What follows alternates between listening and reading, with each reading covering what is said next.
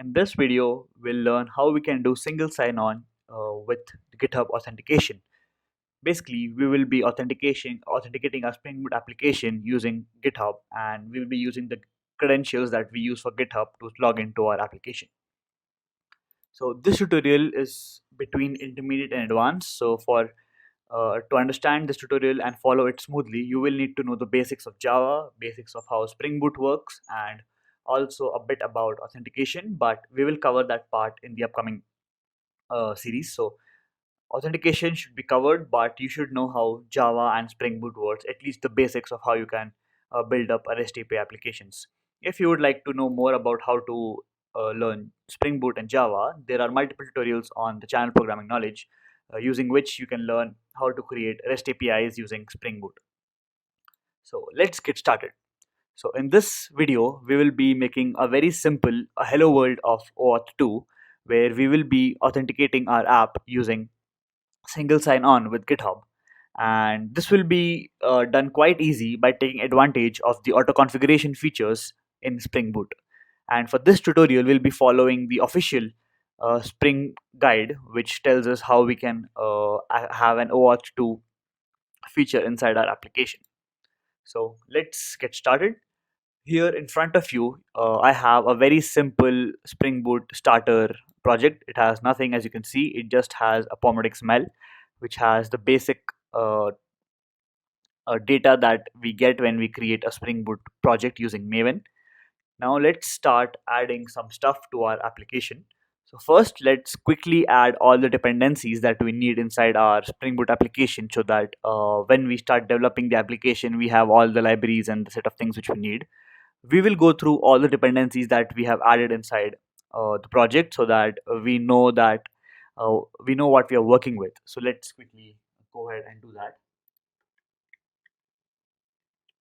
So first we have our parent. So the parent has to be the Spring Boot startup parent, which basically gives you all the Spring Boot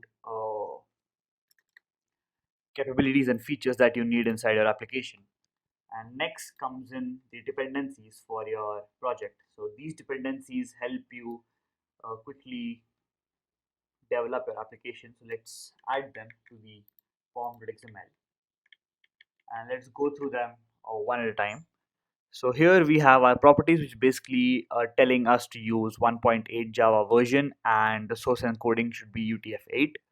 The dependencies here are Spring Boot Starter OAuth2 client, which gives us a lot of out of the box features which we can use to configure our OAuth2 client.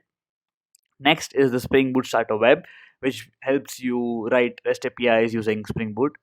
We have a couple of dependencies here, which has jQuery, Bootstrap, and WebJars. These will help us with the HTML pages that we have in our application, and help us understand how we can have a good looking bootstrapped application with JavaScript capabilities inside our application. And last but not the least, we have our Spring Boot Starter tests. So we will be writing some tests in the upcoming videos, where we'll be testing how our application works and to make sure that they're working fine. And finally, we have our build plugin, which basically tells Spring Boot to use Maven and to quickly load these dependencies every single time. So now that we have our pom.xml ready for the application, let's get started and create our application runner.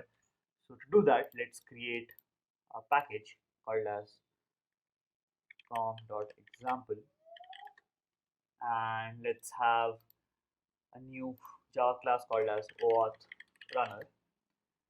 This OAuth runner basically will run our application. So this is going to be Spring application dot Spring application. This is going to be Spring application dot run. Spring application dot run. And let's call this our Spring Boot application. And this is going to be inside a main method. So public static void main string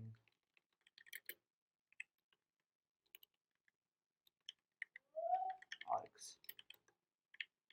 Inside this, we can have our Spring application runner dot run, and this will have the OAuth runner dot class and the args that we usually provide. So now we have a very basic Spring Boot application ready. And before we actually jump and start with our application, let's quickly configure the run configurations here. So to do that, in IntelliJ, I'm using IntelliJ IDE for Java development. So I would highly recommend using this. And if you are a student, then you can also get a student license for free. So make sure that you use that for your benefits for development. So let's add a configuration here. So go to add configuration. Let's quickly make it big. Go to plus application. Let's name it as OAuth runner. Local machine. The main class is going to be OAuth runner, and this is all we need for now. Apply. Okay. So we have a Spring Boot runner, OAuth runner, which we are ready to go when we want to run our application. Now let's get started and let's quickly build our application. So first, what we need to do is create an HTML page which shows us what our application looks like. So to do that, go to resources, new directory called as static, and let's create a new file called as index.html. Now let's quickly add some code to our HTML file. So here we have a very simple HTML page which has some scripts. So this is where we use the dependencies for JQuery, Bootstrap, and have some styling to our application. We have a demo title, so let's change that to Spring Boot OAuth application.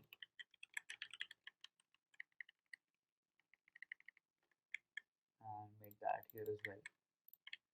Now this HTML page will be used to run our application, and this is what we see when we refresh our page, authenticate GitHub, and then come back to our application. We will see the heading as Spring Boot OAuth application.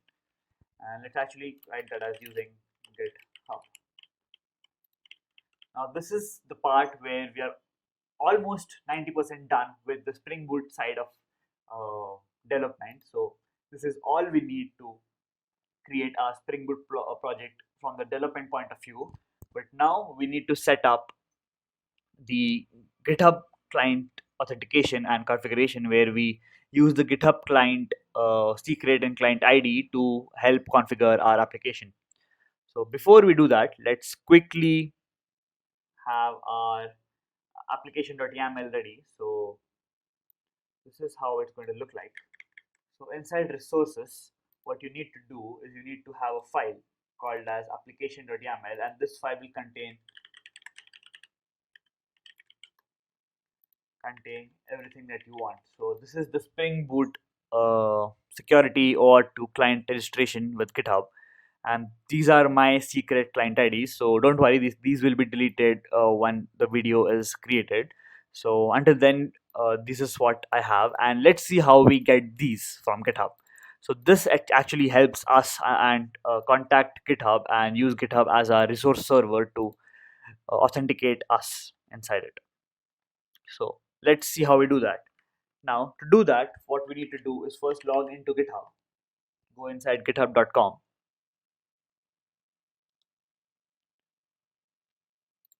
Then quickly go inside settings slash developers, new OAuth app. Here give the application name something. So we'll be doing a tutorial Spring Boot OAuth GitHub. The homepage URL is going to be localhost 8080 because that is where we'll be having our application run. You can add a description, but it's normal, and the callback URL has to be this. So the OAuth redirect URI is the path in the application that the end user's user agent is redirected back to after they have authenticated with GitHub and have granted access to the application on the authorized application page. So this is the callback URL, and you can read more about the callback URL here in documentation. And this is what we need for our application to be registered, and then you can do a register application. now we have created an application successfully, and now the two things which you need is the client ID, which you can see here, and a client secret. So you can just do a generate new client secret, and it will generate another unique client secret for you. Make sure to copy it because it won't be you won't be able to see it again. And once you're done with that, you can start using your application. Now that we have our GitHub authentication done, we need to update your application YAML with these configurations, and you are good to go with your application. So now, before we actually see this in action, let's just talk about what just happened and what we just did. So the app we just wrote in OAuth2 terms is a client application, and it uses authorization code grant to obtain an access token from GitHub, which is the authorization server. It then uses the access token to ask GitHub for some personal details, including your login ID and your name. In this phase, GitHub is acting as a resource server. It is decoding the token that you send and checking if it gives the app permission to access the user's details. If that process is successful, if you're actually able to authorize using GitHub, the app inserts the user details into the Spring security context that you are using to authenticate. Now, if you look into the browser tools and inspect elements and follow the network traffic for all the hops that we make, you will see the redirects back and forth with GitHub, and finally you will land back to the home page with a new set cookie header. This cookie, also called as JSessionID by default, is a token for authentication details for Spring or any servlet-based applications. So now we have a secure application in the sense that you can see content a user has to authenticate with an external provider, GitHub here. We would normally not use this for a banking website where security is the top priority, but for a basic identification purposes and to segregate content between different users on your site, it is an excellent starting point. That's why this kind of authentication is very popular these days, where you see that you can log into an application, log into Facebook, log into Gmail using different GitHub, using GitLab, etc., etc. Now let's run the application and see the application in action. So let's click on run. Now when we are running our application and testing it, the cookies and the history has to be cleared. So I would recommend that you always use an incognito window to check or test your application, so that you can always uh, authenticate GitHub and see that page happening. So here we have Spring Boot getting fired up. Everything is good so far. So OAuth runner has been started on port 8080, and the Tomcat web server is also ready. Now let's see what we have implemented. So as I said, open an incognito window because it will not have any cache, any cookies that you have left.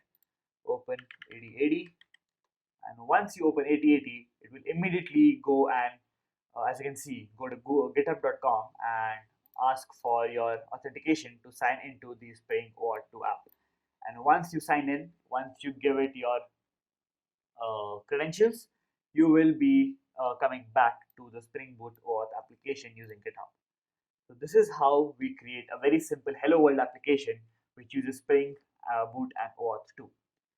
Now that we have our authentication running, always make sure that you're running your um, Spring Boot application or your local host on an incognito web page, so that there's no cookie and you are not automatically logged in into GitHub. So just make sure that you're always running it in a incognito window. So let's have a new private window for us, and here we'll start running our application. So we have localhost 8080, and as we open that, we are automatically redirected to GitHub here, and then you can put in your information, hit sign in, and once you are authenticated, you will be sent back to the local host and you will be displayed as Spring Boot OAuth application. So this is what we had built in our previous video, where we had a simple application, and now in this video we'll start adding features to this particular web application that we have. So now that you see, we only are redirected once we just log in or spin up the application. How about we give user a choice or a conditional choice where they can then decide if they want to log in via GitHub or not, and then show them the name back. So for example, my name is Ronak, and if I want to log into GitHub, I just have a button which says click here to log into GitHub. When I log in, it shows me that I have been logged in as Ronak Vyas with my GitHub user information. So let's start adding features into our application so that we can build that. So how are we going to do this? So in this video, we'll modify the simple application that we have, and we'll do that by adding an explicit link to log in with GitHub. Instead of being redirected immediately, the new link will be visible on the homepage. The user can choose to log in or stay unauthenticated. So they have two options. Only when the user has clicked on the link with the secure content be rendered. So this is called as conditional content, and we'll be doing that on the homepage, which is the index.html. Now, to render content on the condition that the user is authenticated, you have the option of doing it at the server side using Spring Boot and Java, or on the client side using JQuery. In this video, we'll be doing it in JQuery, but you can easily refactor the code for any of your JavaScript libraries such as React or Angular. So let's start and let's see how we can build this. So we have our application here, we have the login. So let's change this to video 2. So all we can do is have a login page which gives you the choice to log in or not using GitHub, and we'll say conditional. Yep, great. And now we can add our stuff here. So let's have a body. So we have the body ready.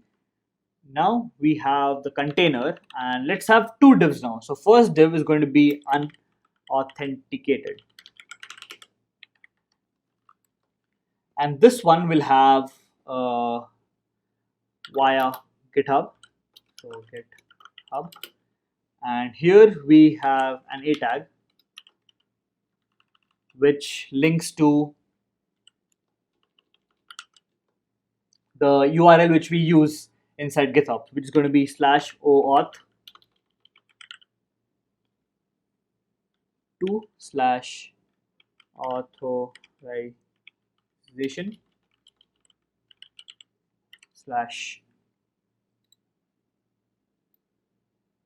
/GitHub,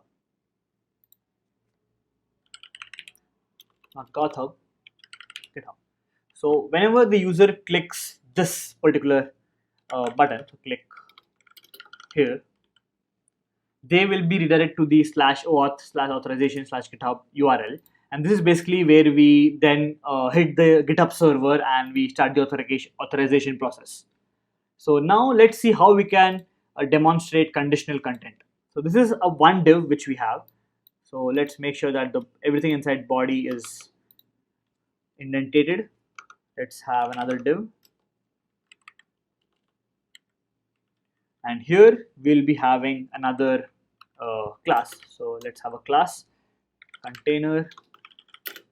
This is going to be authenticated, and using these two sets of classes we'll be showing the content. And let's first not display it, so we'll do display none, so it is hidden first and we will not be able to see this. And this will basically say logged in as, and this is going to be a span, and this is going to be having an ID of user. So we have ID, it's going to be user. This is currently empty, but we'll be using jQuery to actually fill this particular span. So let's start writing the script for that. So everything jQuery goes inside script, inside HTML. Make sure that the script is of type text/JavaScript. So that is what we are implementing right now. And let's write some very simple jQuery which just fetches everything that we want, the data of the basically the name of the person who has been authenticated using GitHub, and then we can move ahead from there. So we have $get, and let's say we have /user, which is basically how we get our info back. We'll be implementing the /user endpoint in a minute, and then we have a function. The function is going to have data in it, so we'll be using the data. And now let's start implementing things inside here.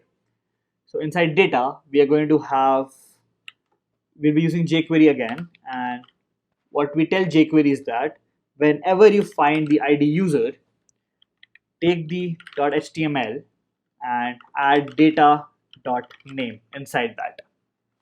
That is something, that is the first thing which we do, that we make sure that we fill the span with the name which we get back from GitHub. The next thing what we do is we take up unauthenticated. So what we tell jQuery is that take the class unauthenticated and hide it. So this div is hidden once we log in, once we get data back from GitHub. And the next thing what we do is the same thing, but we show authentication. So dot authenticated, and all we have to do is dot show. So we don't need semicolons here, we can work without them as well. And this is basically how we have conditional content on our HTML page using client-side jQuery. So what is happening here? Let's go step by step again. We have two divs. One div is unauthenticated, the other one is authenticated. The authenticated div is initially displayed as none, so we don't see this initially, we just see login via GitHub. Click here. Once we click here and we are redirected back to our local application, we get a data back from GitHub using the endpoint /user. We will be implementing this in a minute. Once we get the data back, we fill the span with the data name, we hide an authenticated div, and we show the div which is authenticated. So this is our client-side code which we will be using to make sure that we have everything set up ready from the client side. The next part is running the server-side code. So the /user endpoint. Now we'll be adding the server-side endpoint that we just mentioned, calling it /user. It will send back the currently logged in user, which we can quite easily do so in our main OAuth runner class. So let's see how we do that. So first we'll be adding a REST controller here. So if you're not familiar with REST controllers, please watch the REST API playlist from using SpringBoot in the Programming Knowledge channel, and the link will also be in the description below. We will call this a REST application. We will have a get mapping. The get mapping will be for, as you expected, /user, and this is going to be for another method that we have. It's going to be public return a map of string and object, and let's make sure that we have the map imported from util, and this is going to be called user. Now inside this we will be having a lot of things, so we'll talk about that in a minute. Let me just implement it first. So we have authentication principle, we have OAuth2 user. Let's call it the principal. Yep. The next thing which we need to do is implement it. So we get the data in principal, and now we need to return back the name from the principal object. So we do return collections, not an empty map. We go with single map, and we have the name, the key as the name, and the value is going to be principal.get attribute, and we get back the name. This is the endpoint which we call back. So let's talk about what's happening here. So here what we're doing is we make sure that whenever we hit the /user endpoint here, we get the OAuth user which we currently have at that time, so your GitHub user, and we get back the name of the user from that, and we put that in a map, and we then access the key of the map from the value. So we access the value calling data.name. So this is the name that we have, and we call data.name, and we get back the principal.get attribute. So this is how we get back our name from the OAuth user. And the last thing that we need to do here is make sure that our application or the home page is public. So this is the one final change that we need to make. The app will work fine now and authenticate as before, but it's still going to redirect before showing the page. To make the link visible, we also need to switch off the security on home page by extending Web Security Configurer Adapter. So let's say what we mean by that. So let's actually add that. First, we extend our application, extends Web Security Configurer Adapter. So we'll be extending this, and let's actually write our function. So we override protected wide configure, and we have HTTP security. It's called HTTP. This throws exception.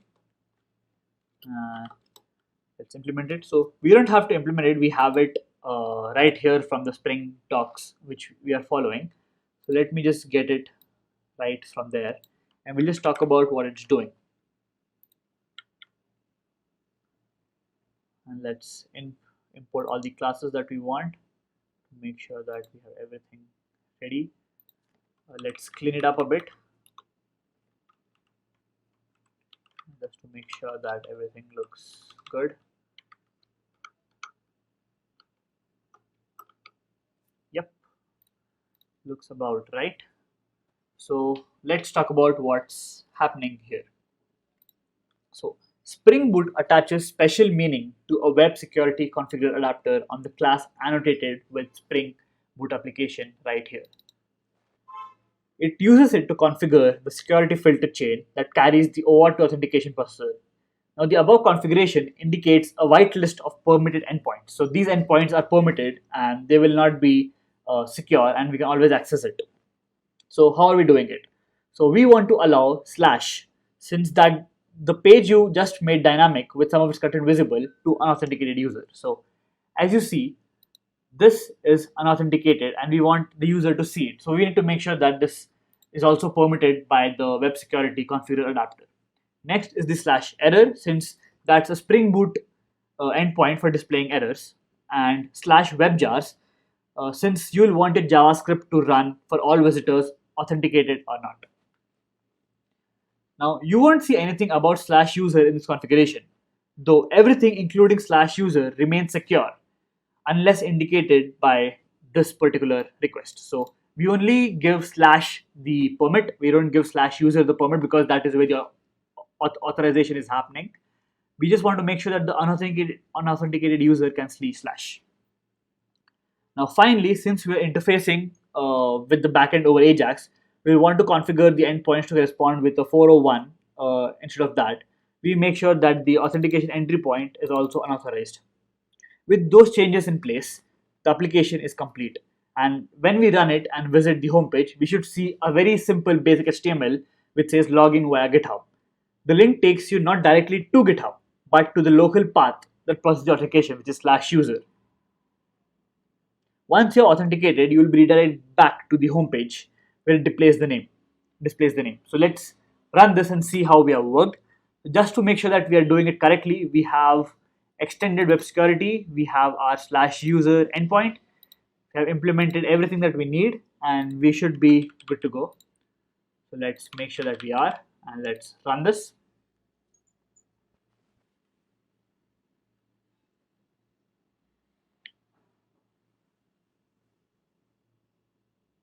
We have the server up and it started running.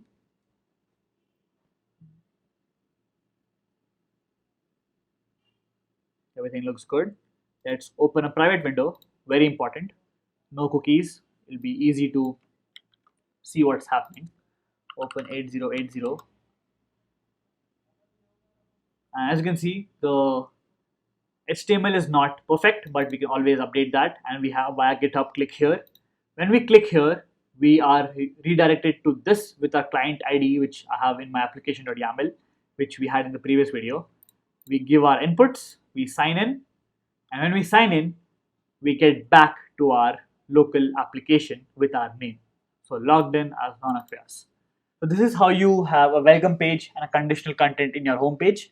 In this video, we'll add a logout button to our Spring application. In the previous two videos, we talked about how we can set up a very basic Spring authentication with GitHub, where we just spin our server up and we are directly redirected to the GitHub authentication page. In the second video, we talked about how we can have conditional logging, where the user first goes to the home page and then you can click on whether to log in or not. And once the user is logged in, we send back the username to back to our default localhost application and display that name. In this video, we'll add a logout button and see how that works. So there are a lot of steps built in here which we need to implement the logout functionality, because we are using a typical jQuery with our application and not using any front-end libraries. So we will need to add some level of code, but if you're using Angular or React, then these steps should be much simpler with the library. So let's get started. Now, the logout feature seems like a simple feature, but it requires a bit of care to implement. So it is worth spending some time discussing how exactly we want to do it. Most of the changes are to do with the fact that we are transforming the app from a read-only resource to a read-write one. So logging out requires a state change. So the same changes would be needed in any realistic application that wasn't just static content. So any content with any application where we want a state change, we will definitely need to do some kind of implementation for our logout functionality. So let's do the changes in the client side first. So on the client, we just need to provide a logout button and some JavaScript to call back to the server, ask for the authentication to be cancelled. First, in the authenticate section of the UI, so authenticate section of the UI, we add the following button. So we add a div. First, let's always have a div ready so that everything is well in fragmented. We add a button. The button has an on click, and on click what it does logout, and the class is going to have some simple bootstrap classes. So let's have a class. We have button, we have button primary. So it's a very simple basic button and it says logout. So this is what we have, a very simple client side changes that we have. The next thing that we need to do is have a script for logging out. So similar to this, we also have a var logout function, which basically does a post to /logout, and it turns the span of user to nothing, a no string, an empty string. We then show the unauthenticated part where we want to click here to log in again, and we hide the authenticated part, which was this particular thing. So once we are logged out, we don't have to see the logout button anymore. So that is the jQuery that we have here, which helps us with this particular function. So the logout does a post to /logout, which will do the right thing for us, which is basically clear the session and invalidate the cookie. To configure the endpoint, we simply need extend the existing configure method in our web security configure adapter implementation. So let's see how that works. So now all we need to do is have a logout method inside our application. So let's go to our authentication, and here what we do is just go up till here and we can add this particular line of code. So this basically tells our application that whenever we reach /logout, do a logout successful on redirect the application back to the home page, and we permit this inside our application. So the /logout endpoint requires us to post to it and to protect the user from cross-site request forgery, CSRF, pronounced as CSRF. It requires a token to be included in the request. The value of the token is linked to the current session, which is what provides the protection. So we need a way to get that data in our JavaScript app. Many JavaScript frameworks have built-in support for CSRF. In Angular, it's called as XRSF or XOF, but it is often implemented slightly differently than out-of-the-box behavior of Spring Security. For instance, the Angular implementation has to send a cookie called XRSF token, and if it sees that, it will send the value back as a header named XRFS token. We can implement the same behavior with a simple jQuery client, and then the server-side changes will work with the front-end implementation with a very few changes. To teach Spring security about this, we need to add a filter that creates the cookie for us. So let's see how we can do that in the backend. So now, before we log out, we need to add a token, right? So let's do that first. We have added token here. So we do a dot CSRF, and we have C, and what we do with this. So we have C, and let's do a dot CSRF token repository, and inside that we have a cookie CSRF token repository. We do a with HTTP only false, and this will help us with the server-side implementation of our token.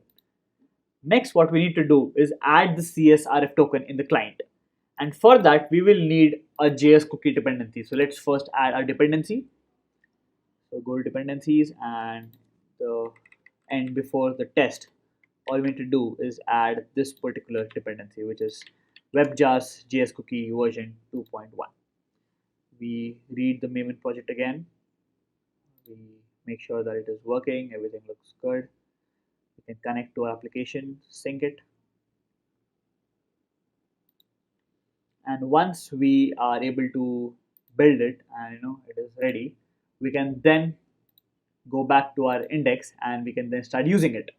So now inside script, what we need to do, we need to do an src, and we do that to /webjars /js cookie /js.cookie.js. So we can now use a cookie inside our application. And now just where we are at the end, we need an AJAX setup where it basically tells our application that yeah, we need these things inside our application to create the cookie. So let's add that functionality inside our application, and then go through the setup once we are done with it. So this is the AJAX setup. So we have a before sign. So before we send anything, if the request is post, put, or delete, so make sure that we're doing a post, right? So when we have that, we then take up HTTPS, we send the token to the relative URL from settings.url, we create the header as XSRF token, and then we get that back. Then we clear the token from our application. So this is the AJAX setup that you need inside your application if you're using jQuery to make sure that your application runs and clears up the token so that it is secure. With these changes in place, we are ready to run the app and try out the new logout button. Start the app, load the home page in a new browser window, click on the login link to take you to GitHub, and then click on the logout app to cancel the current session and return the app to the unauthenticated state. Now, if you're curious, you should be able to see the cookies and the headers in the request that the browser exchanges with the local server. You can do that by hitting the inspect element functionality. Now, remember that now the logout endpoint is working with the browser client, and then all the other HTTP requests, put, post, delete, will also work just as well. So this should be a good platform for an application with some more realistic features which we add in the next video. So now that we have our setup ready, let's run the application and see what changes and what we can work with. So just to make sure that we have everything in place, we have the token repository which accepts HTTP only. We have logout successful. We have the dependency inside Spring, which we have the JS cookie. Inside index, we have the AJAX support, which makes sure that we get the cookie header and we clear it once we log out. And everything else looks good. So let's run it and see how it works.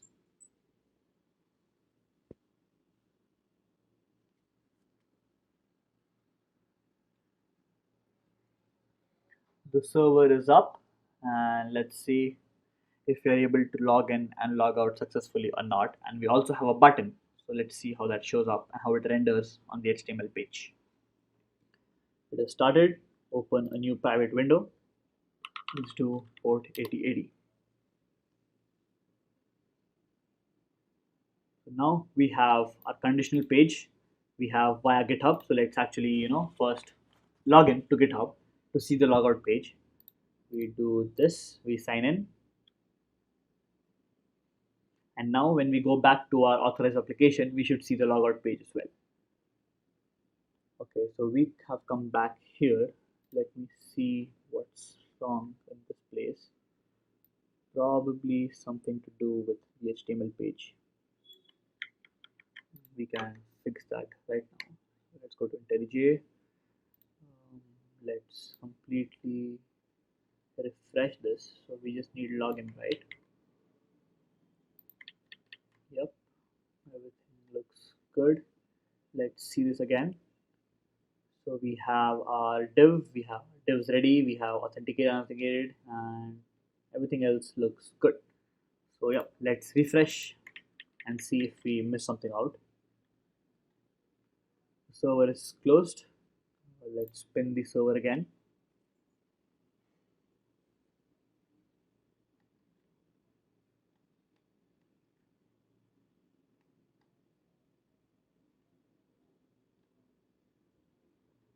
So we need to add the script before the local script. That is the mistake which we made. We have fixed that now, so it should definitely work. Adding the welcome page. OAuth runner has started. Let's go to our page. Let's refresh. So we have login. Let's click. And since we already did redirect from GitHub before, we are logged in. We have a nice logout button. When we click logout, we come back to GitHub. So we can log in, goes to GitHub, checks it, we are logged in. When we click logout, we are logged out. And if you want to see how it works behind the scenes, we can do an inspect element to make sure that the network calls are also seen.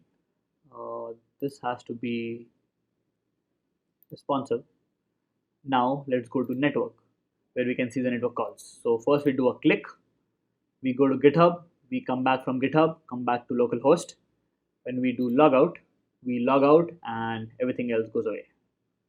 So this is what happens behind the scenes and we are officially logged out. Again, when you click here, we go to GitHub, we get the code from GitHub and we are authenticated. We do a logout and we get back from GitHub. So this is how we implement the logout functionality with OAuth2. If it's not clear, please put in your doubts in the comment below and I'll definitely answer them. In the previous video, we talked about how we can create a logout functionality into our web application where once we log into our application using GitHub, then we have a way to log out of it.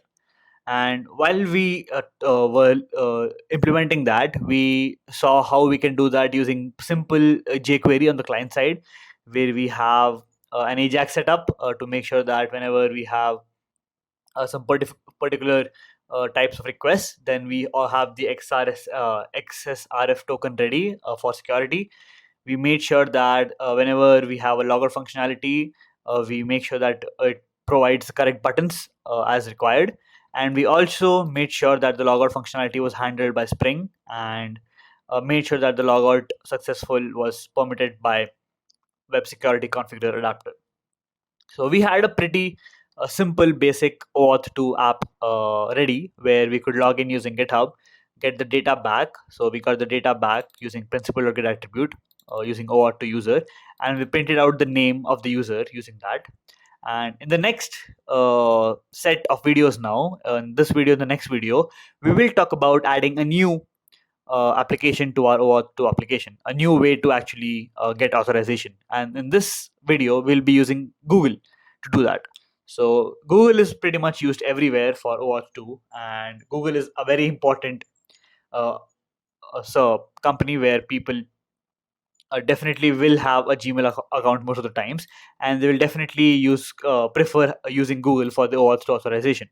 So it's much easier, much straightforward to use Google than GitHub for people who don't know what GitHub is and who just have a simple Google account.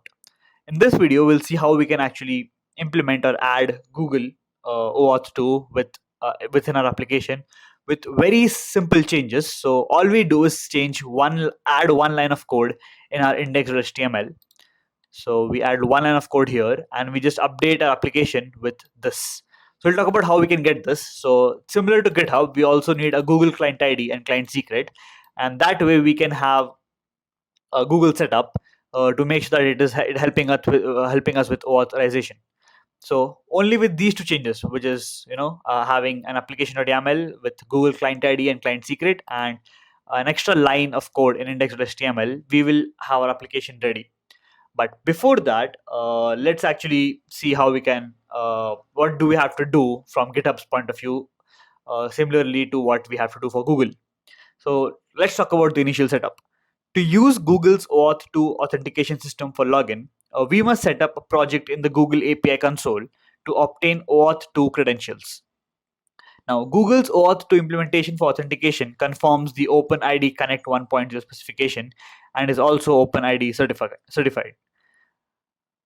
Now, what you can do is follow the instructions on OpenID Connect, or we can actually do those instructions right now. And once we complete our OAuth 2 credential instructions, we will have the OAuth client secret and client ID, which will help us with these values here. And as we did for GitHub, we would also need to set up a redirect URI, which we redirect to once we come back from Google's authorization. So we need to set that up in our project as well. So let's see how do we actually do that using the Google's API console. So here I have console.cloud.google. This is where we are going to set up a new project and see how it works. So the link for this will be in the description. Make sure logged in with your Google account, and then we can start with the process. The first thing is to create a new project. So we'll start with a completely new project. And we'll see how this goes from the beginning to the end. So let's have a project name. So this is going to be Spring Auth to Google, and no organization for now. And we do a create.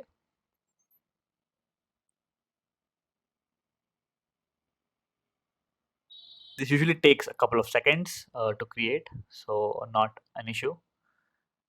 And once it is created, yeah, so select project, this one.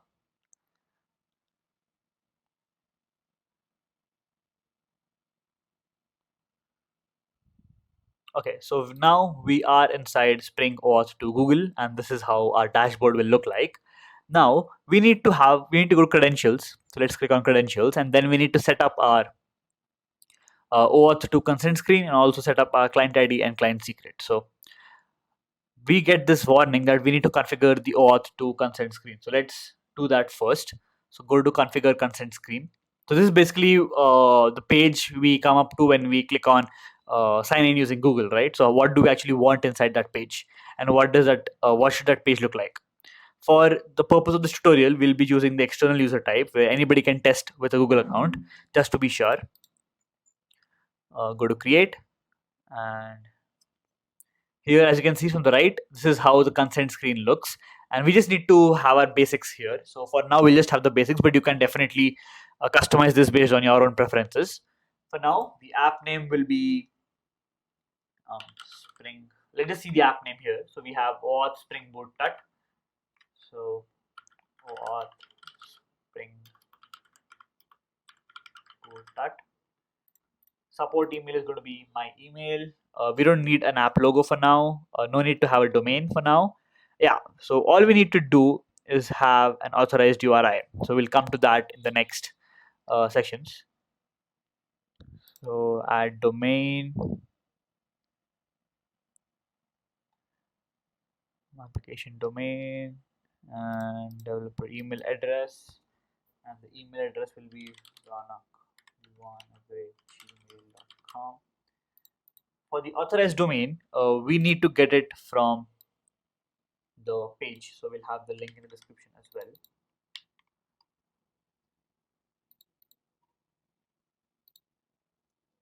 So we can just close this for now, do a save and continue, and see the redirect URI specifications here. So no scopes needed, no test users needed, and looks almost good. Let's just hit edit once, and No redirect URI here, so good to go. Save and continue.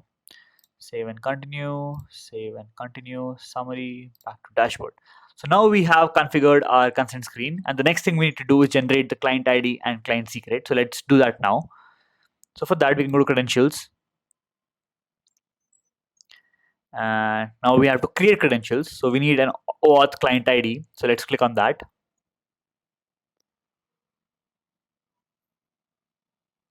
Here we have our web application for now, and here let's give it a name as SpringBoot OAuth. And here we need to add our authorized redirect URI. So here we paste this, which is basically our localhost login OAuth2 code/Google. For GitHub, we had code/GitHub, and for this we have code/Google. This is going to be the redirect URI for our application, and we press on create. Now, when we do this, it generates our client ID and client secret. And as you can see here, we have our client ID and our client secret.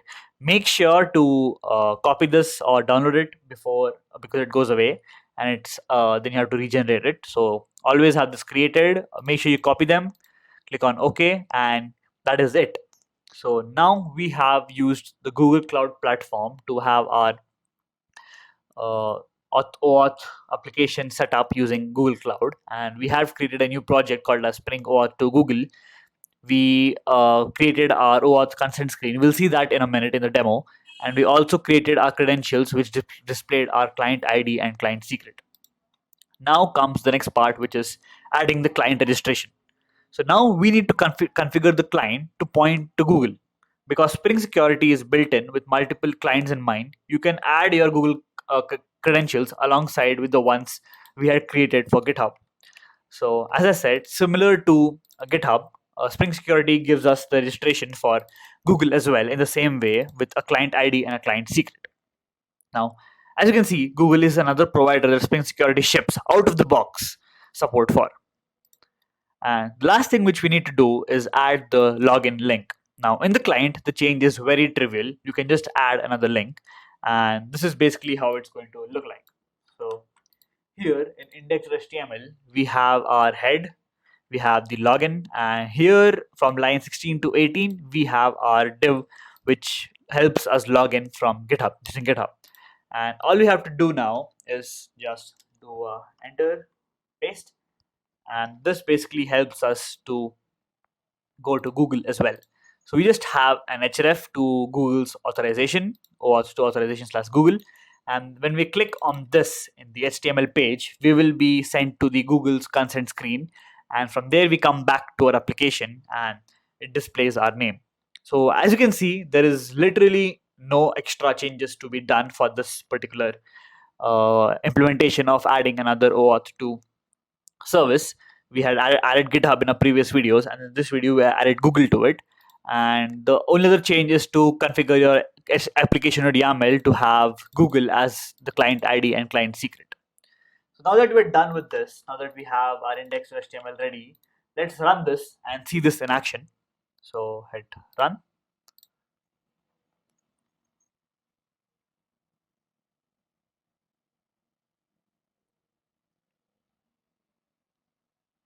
So we have our application up and running. It'll just take some time and then we can start doing it. Now, while this is happening, usually when people use an OAuth2 feature, what they do is, okay, so the port was already in use. Let me check what's the issue. Yeah, I had a different web server on that particular port. So let me just make sure that the port is closed, and then we can get back to our application. So let's run it again. I have closed that port now. So as I was saying, whenever people have an application where they are using OAuth2, they make sure that they save or they hold data about their users locally, even if the authentication is delegated to an external provider. So there are two ways to do this. First would be to choose a backend for your database and set up some repositories using Spring Data for a custom user object that suits your needs and can be populated fully or partially from the external authorization such as GitHub or Google. The other thing you can do is implement and expose OAuth2 user service or to call an authorization server as well as your database. Your implementation can delegate to the default implementation, which will do the heavy lifting of calling the authorization server. Your implementation should return something that extends your custom user object and implements OAuth2 user. So all of this information about adding a local user database can be found in the description below in the Spring's official documentation. And that way you can also add a simple database to track your users who are authenticating using an OAuth2 service as well, rather than just logging in using a sign up or a login page on your own application. Okay, so now that we have our OAuth2 runner ready on port 8080, let's see this in action. So let's go to port 8080, not 8-8-, we go to 8080. And here we have our login and GitHub and Google. The website definitely needs a lot of CSS and to make sure it looks good, but for now let's click here. When we do that, we have gone to the sign in page. So sign in using your own account. So I can do it via my account, and once we do that, we are coming back here with here, and we're logged in as Ronak. So this needs to come inside an if else condition, but that's fine. We are logged in as Ronak and we got the information back from Google. So we didn't change anything. If you see in the /user endpoint, right, it still accepts a principal OAuth2 user object, which still again gets the attribute name from the HTML. So if you go to index.html, here we have a ID user, and what we do with the user is that we do a get from /user, which gives us the OAuth2 principal, and we get a name from it, and we then hide the authentication and show this. So this is how we have added Google inside our list of OAuth2 services. And similar way, you can add other services as well. You can add Twitter, you can add Discord, etc., etc. And this is how we have an extra OAuth or multiple OAuth2 services running on a single application. So in the previous video, we had implemented and set up Google so that we can log in or authorize Google for our application. We got into the Google console, we set up a new project, we had used that to create an OAuth consent screen, and we also got the client ID and the client secret from that particular Google console. And then the next thing which we did was have added Google here, which basically just is an href to Google's authorization, and we had the OAuth redirect URI also added to the Google console, and in that way we were able to add Google into our list of OAuth services very quickly. Now in this video, in the end of our SpringBoot OAuth2 tutorial playlist, we will be adding an error page for unauthenticated users, and we'll also add a very interesting functionality on top of it. So here's what we're going to do. So we have GitHub, which is our initial primary way of authorizing our application. And now what we do is we make sure that only the GitHub users which are part of a particular organization and GitHub, only they are able to authorize into our application. So now we have an extra requirement from our GitHub OAuth users. So they have to have a GitHub account, and they also have to be part of a GitHub organization to authorize or log into our own personal application. And if they are not included inside that particular organization, then we throw an error message, and that's what we are going to implement today. So we'll be implementing an error message for people who are not a part of a GitHub organization. So let's see how that works. So on the client, we should provide some feedback for a user that could not authenticate, and to facilitate this, we can add a div which will eventually add an informative message too. So first, let's add the div to our static index.html. So here we can just add a div, which is a container text danger error. So it gives out a red text message, which helps us show that it's an error. Then we can add a call to the /error endpoint, which we haven't implemented, which we'll implement in a few seconds, and populate that with a div with the result. So similarly, what we have done with /user, we do the same with slash error. So let's see how we can implement that. Pretty straightforward, nothing complicated here. So all we have to do is %.get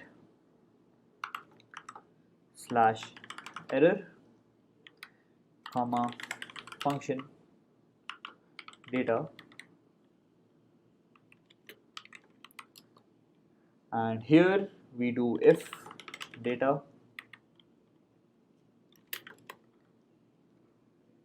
dollar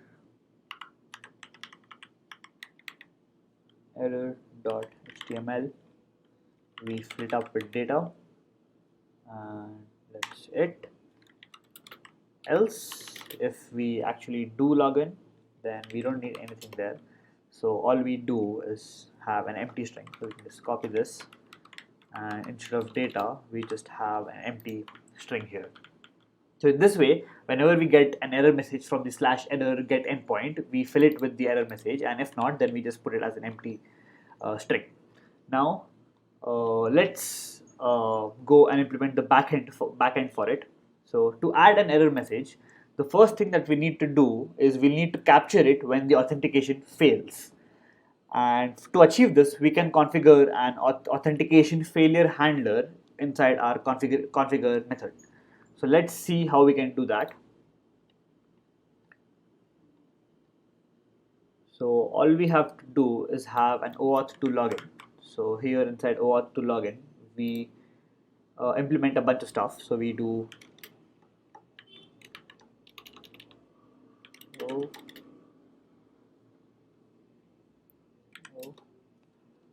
and here we can do a dot failure handler, and inside the handler we have a bunch of information. So inside the failure handler we can do request,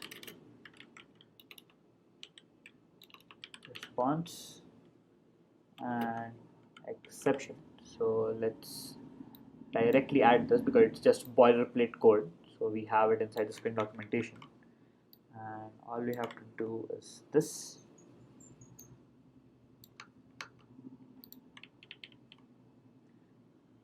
And we're good to go. So we have an handler error here. So let's see what's causing that.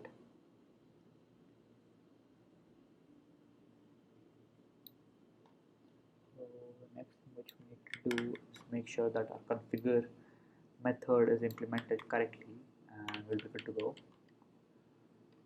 So yeah, here we have our slash error, we have our simple URL authentication failure handler, which is the default slash URL, and here we add an OAuth2 login, a failure handler, which basically sets an attribute in that particular session. So we save an error message, we set that error.message whenever the authentication fails, and then to retrieve this error.message, all we have to do is add another endpoint on top of this. So here, just like we have slash user, all we have to do is add another endpoint, which is slash error. So let's implement that now. So let's do a get mapping slash error and public string error http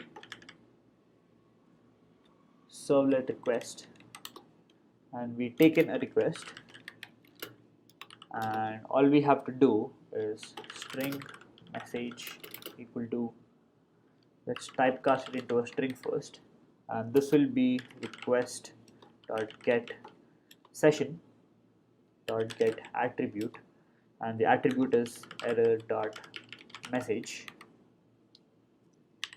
So this is the message that we want, and once we get the message from the session, all we should do is delete that attribute, so that in the next session we get a different error message and we don't show the same error message every single time. So we can do a request dot get attribute dot remove, get session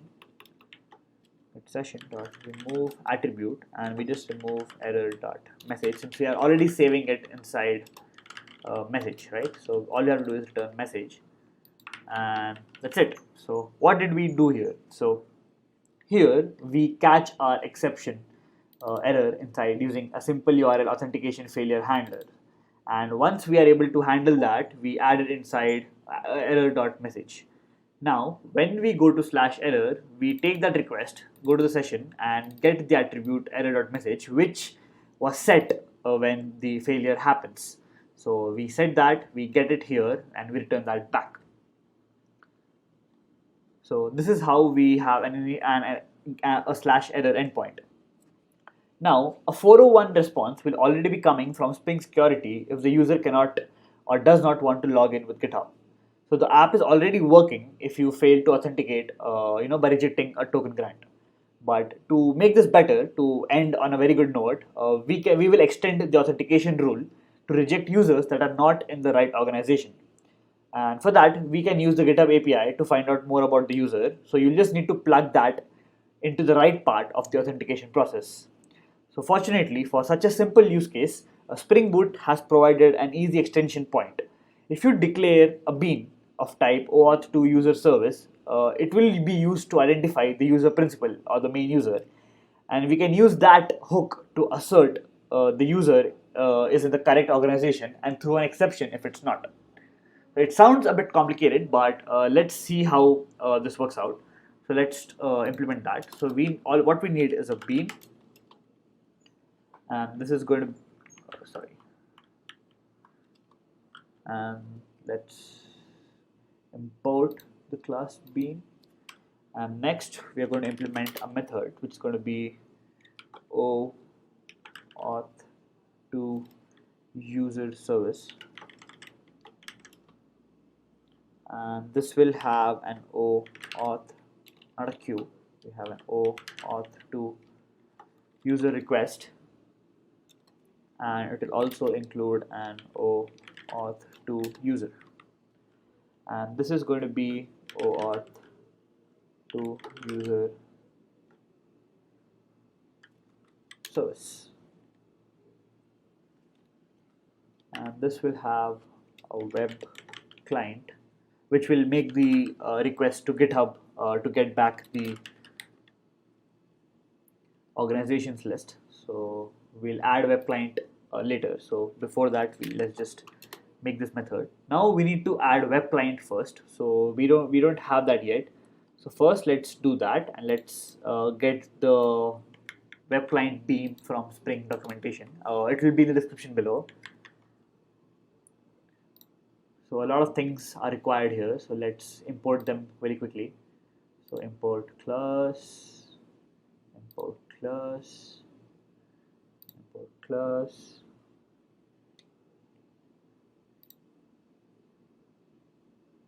and we have it right here.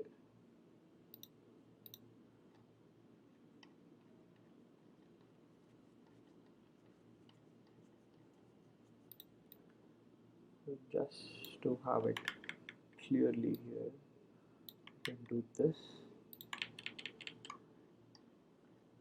and on top we need to import web client. So let's do that now. So let me just find out where web client is, and then we can add it inside our application. So yeah, right here, and we go here, and all we have to do is add the reactive function. So for this we will need a dependency, so let's add that dependency as well. So for that we can go to the pom.xml for this particular file. So let's go to the pom first, and then we will see why we don't have reactive inside our application. So let's go inside the pom, and here we have SpringBoot starter OAuth2 client, we have Xplux. Yeah, we needed reactive netty. So let's refresh Maven to get that. Cannot reconnect. Let's do that again. We are syncing, and we should be having the reactor netty in no time. Then we can have web client ready. So the web client will contact GitHub, get back the principal user, get the organization URLs, and then we check whether we are a part of that organization. If not, we return back an error which we will see in some time. So let's implement that now. So now this should be available, and yes, we have the web client, and all we have to do right now is implement our service. So let's do that here.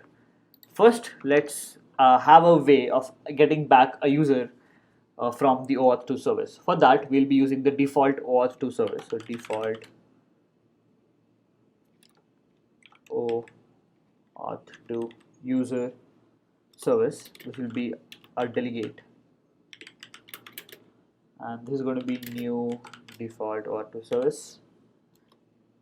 Next, what we do is a big return. So return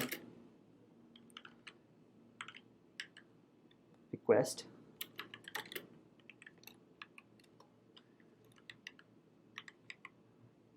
and here inside this, what we do is first OAuth2 user equal to delegate dot load user. So in this way, we load the user first. Next, we check whether we are loading it from GitHub or not. So if not GitHub dot equals, and we get the request dot get client registration dot get registration ID, which will be GitHub or Google based on what we provide. And if it's not GitHub, then we just return the user that we have, and we are good to go. Now comes the next part. So here what we do is we first go to the authorized client. So OAuth to authorized client equal to new OAuth to authorized client, and inside this we have we use the constructor to do get client registration and also user dot get name.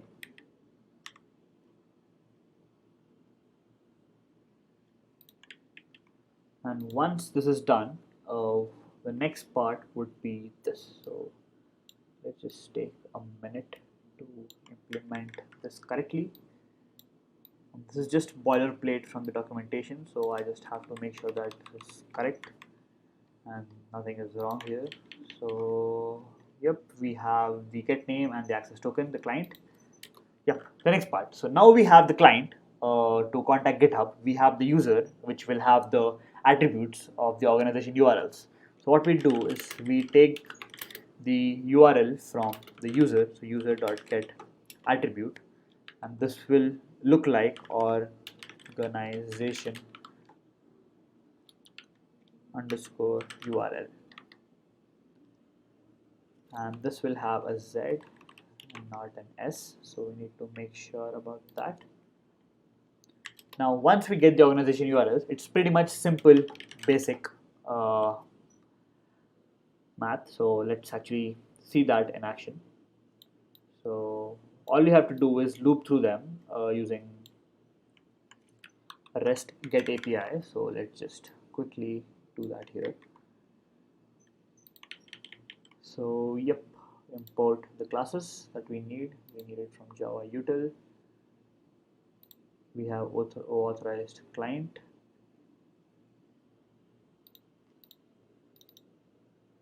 and we're almost done with our. So let's import all of this. Import class, and all we have to do is import our main class. So let's do that right now. So here we can just do this entirely all the way down, and to make sure that it's correct,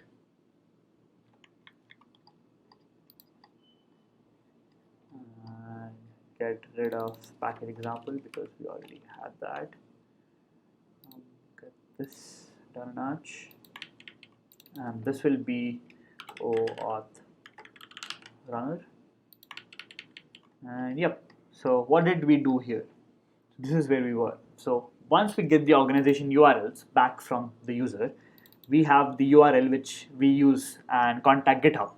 So we do a get URL, we take the attributes as our client, we retrieve or get back the organization list, we convert them to a list, and then we block them so that we can use them in orgs.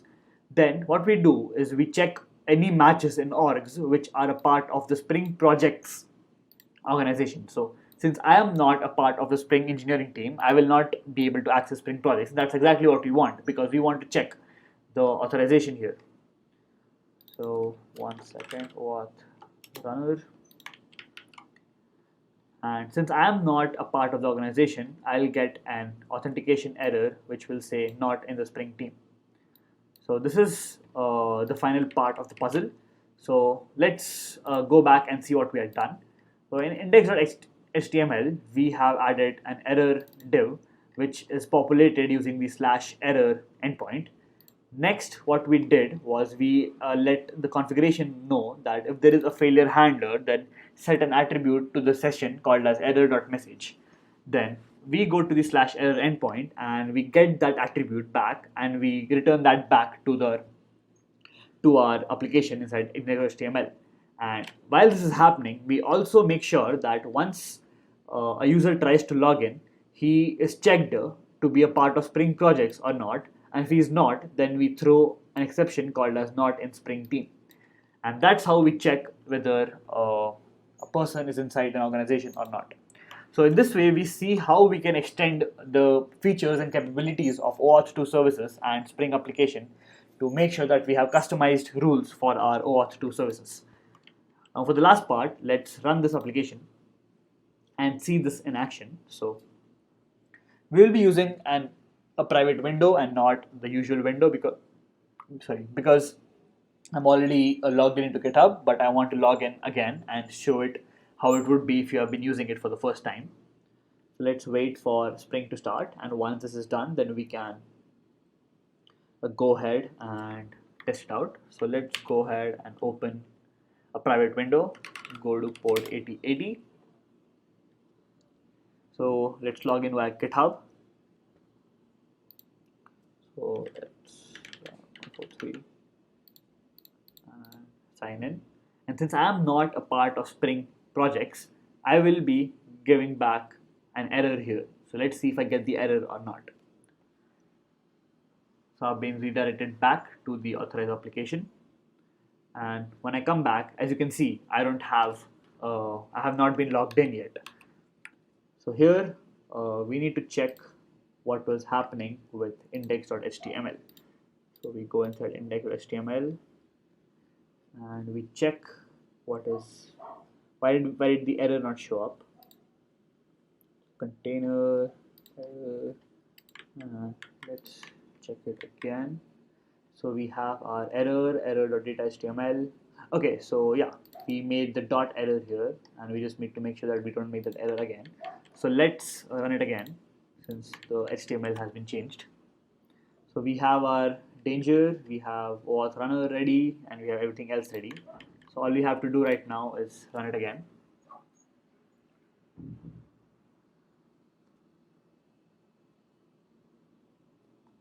Should be up fairly quickly. And yep, now we can refresh this again. We are here, we click here. And since I am not a part of the Spring team, I get back not in Spring team.